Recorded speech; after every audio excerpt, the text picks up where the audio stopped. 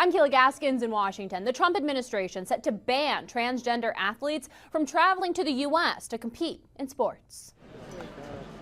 The U.S. State Department now ordering officials to deny visas to transgender athletes attempting to come to the U.S. to compete. 2-1, she gets it. The Daily Mail obtaining a copy of the memo.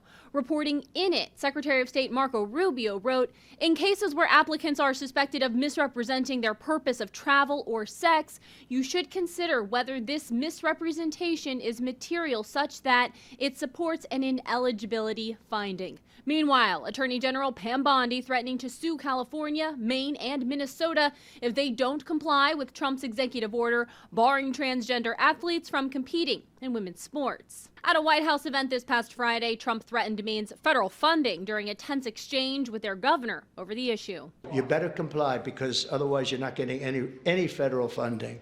See you in court. Every state, good, I'll see you in court. I look forward to that. That should be a real easy one. Sinclair's KATV spoke with activist Riley Gaines, who's fought to keep men out of women's sports. She says while this administration has made progress, there's still work to do. I definitely believe we are making good strides, but I believe the war on common sense, the war on woke, the war on women, the war on children, it's certainly far from over.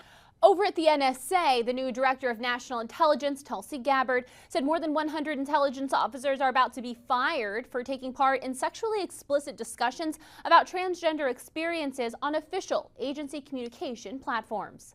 In Washington, I'm Kayla Gaskins.